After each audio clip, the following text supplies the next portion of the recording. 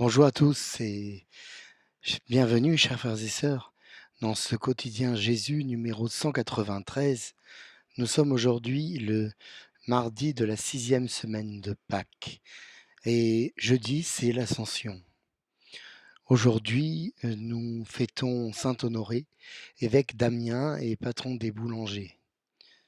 Nous demandons à Saint Honoré de prier pour nous. Nous sommes toujours dans le temps pascal. Christ est ressuscité, il est important de se le redire chaque jour. Il est vraiment ressuscité. Oui, bienvenue à toutes et tous. Bienvenue aux nouveaux priants qui arrivent et bienvenue aux anciens qui sont fidèles. Nous attendons tous vos commentaires et toutes vos intentions de prière. N'hésitez pas à partager les publications largement sur les réseaux sociaux. Nous sommes réunis au nom du Père et du Fils et du Saint-Esprit. Amen. Aujourd'hui, mon éditorial est un peu people, mais il y a une raison à cela. Je ne voudrais pas commenter plus que cela le geste qu'a eu la candidate pour la France à l'Eurovision. Mais je m'étonne du tollé médiatique de cette affaire. Non qu'il ne s'agisse pas d'une réaction inappropriée, bien évidemment, c'était inapproprié. Comme sont inappropriées beaucoup de manifestations de déception, de colère face à des résultats décevants. Mais tous ces bien-pensants qui d'un coup s'abattent comme la foudre. Alors j'ai une question. Pourquoi la peinture représentant une scène visiblement et certainement pédophile à Paris, pourquoi les photographies obscènes représentant le Christ au Parlement européen, antichrétiennes, n'ont-elles pas levé autant de sidération? À ce moment-là, la liberté de créer a été étendue comme un drapeau, un mur infranchissable. Il y a 2 poids, 2 mesures. Et le Seigneur aime la bonne mesure, comme nous le dit le proverbe. L'homme est ainsi fait qu'il frappe plus facilement sur ceux qui sont déjà accablés, sur lesquels s'écroule la lourdeur de l'intelligentsia qui, dans le secret, fait plus que pire. On trouve alors normal que certaines communautés, comme la communauté chrétienne, soient critiquées, attaquées, jetées dans la boue, sans aucune autre forme de procès que celui du délit, que celui de l'intention ou du délit de faciès.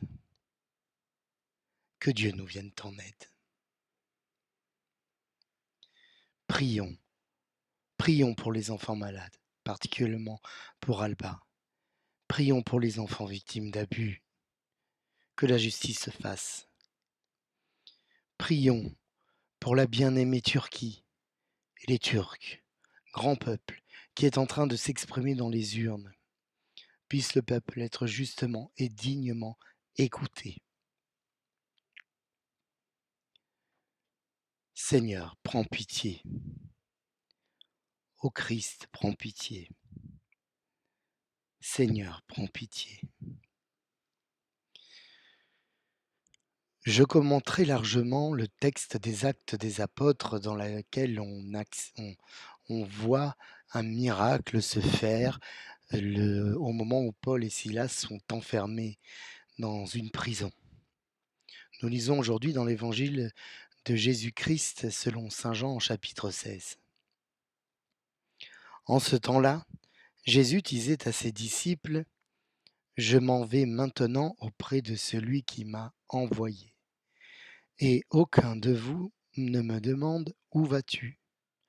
Et parce que je vous dis cela, la tristesse remplit votre cœur.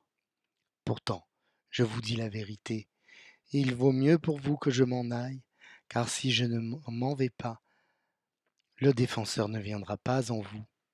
Mais si je pars, je vous l'enverrai. Quand il viendra, il établira la culpabilité du monde en matière de péché, de justice et de jugement. En matière de péché, puisqu'on ne croit pas en moi, en matière de justice, puisque je m'en vais auprès du Père, et que vous ne me verrez plus, en matière de jugement, puisque déjà le prince de ce monde est jugé. Nous acclamons ta parole. Louange à toi, Seigneur Jésus. Ce miracle qui déchaîne les éléments et qui fait se lever la terre tandis que Paul et Silas sont enfermés dans la géole après avoir été roués de coups, est bien la manifestation claire de la colère du Seigneur. Non, cela n'est pas sa volonté et il se fait entendre. Rien ne résiste à cette force qui ouvre les portes des détenus et qui délie leurs liens. Le geôlier, qui dormait paisiblement, comprend lorsqu'il s'aperçoit de cela que sa vie est finie, qu'il sera tenu pour coupable de cette déconvenue, que ses fuites en pagaille lui coûteront sans doute la vie. Seulement voilà, alors qu'il s'apprête à mettre fin à ses jours, Paul le supplie de s'arrêter, car ils ne sont pas partis, ni Paul, ni Silas, ni les autres, sur qui, par leurs paroles, ils ont une emprise. La subtilité de l'action divine n'est pas toujours celle que l'on croit. Ici, il ne s'agit pas d'évasion, mais d'une conversion. Si malgré le tremblement de terre, Paul ne s'enfuit pas, c'est qu'il n'est plus un malfrat, mais un homme intègre qui respecte la loi. Et dans ce cachot, il est des hommes qui ne méritent pas la vérité, la liberté. Par cet acte de confiance, le Seigneur permet au maton de reconnaître ce qu'est un chrétien et par cet exemple, sa conversion s'opère. Lui et toute sa famille, évangélisés par Paul, seront baptisés. Le Seigneur nous le fait comprendre. Chaque âme va se chercher et par la simple foi en toi, ô Christ, nous voilà sauvés.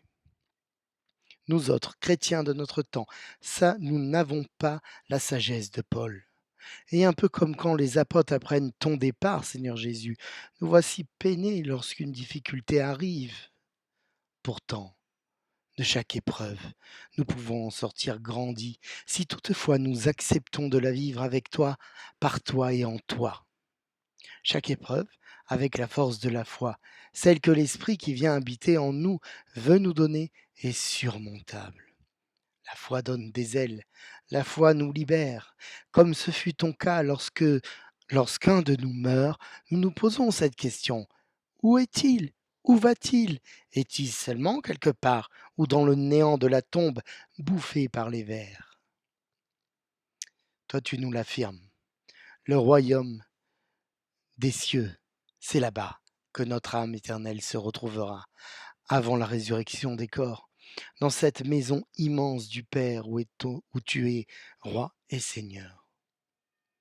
Oui, le plus dur, c'est pour ceux qui restent, nous le savons tous, car ils font face à la réalité de l'absence et parfois à l'absence de réalité lorsqu'ils ne parviennent ni à digérer ni à comprendre ce qu'il se passe, de ce qui concerne des conséquences et des effets de la mort. Nous nous sentons orphelins, quel que soit notre âge, perdus dans les méandres de notre chagrin, face à une montagne qui nous semble infranchissable. Seulement, avec toi, Seigneur, aucune montagne n'est infranchissable, car tu nous laisses la force incommensurable de l'Esprit Saint.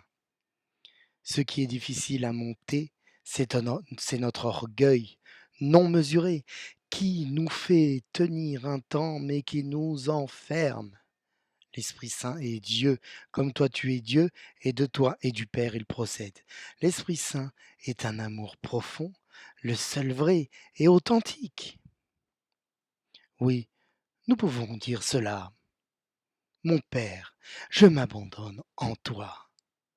Dans l'humilité de ton Fils, notre Seigneur Jésus-Christ, Verbe de Dieu, et dans la confiance de la force de l'Esprit Saint.